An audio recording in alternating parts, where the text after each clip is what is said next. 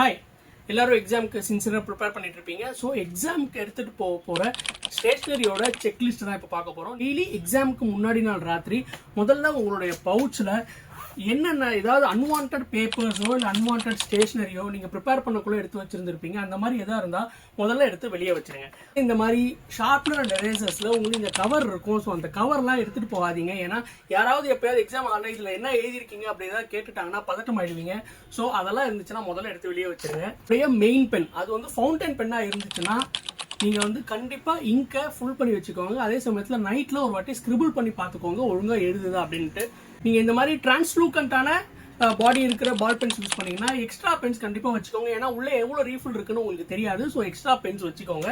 Maths எக்ஸாமுக்கு உங்களுக்கு protractor and compass இது ரெண்டுமே ஒழுங்காக இருக்கா அப்படின்னு பார்த்துக்கோங்க. கண்டிப்பாக ஒரு ஷார்ட் சைஸ் ஸ்கேல் வச்சுக்கோங்க. உங்ககிட்ட மெக்கானிக்கல் பென்சில் எல்லாரும் வச்சிருப்பீங்க, அதில் லெட் இருக்கா அப்படின்னு பார்த்துக்கோங்க. எக்ஸ்ட்ரா லெட் பாக்ஸ் கண்டிப்பாக ஒன்று வச்சிருக்கீங்களான்னு பார்த்துக்கோங்க.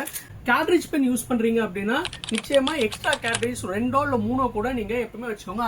ஒரு உடன் பென்சில் எப்பவுமே வச்சுக்கோங்க. மேக்ஸிமம் ரப்பர் டிப்படாக இருக்கட்டும். ஏன்னா ஸோ தட் உங்களுக்கு மெயின் எரேசரிங்க கீழே விழுந்துருச்சுன்னா கூட பயம் வேண்டாம், இதை வச்சு நீங்கள் யூஸ் பண்ணிக்கலாம். இந்த வீடியோவை சேவ் பண்ணி வச்சுக்கோங்க. உங்களுக்கு ஒரு செக்லிஸ்ட் மாதிரி இருக்கும். டெய்லி இதை பார்த்து இதில் இருக்கிறதெல்லாம் நம்ம வச்சிருக்கோமான்னு செக் பண்ணிக்கோங்க. All the best. Two your exams very well. Thank you. போடா, ஆண்டவனே நம்ம பக்கம் இருக்கா.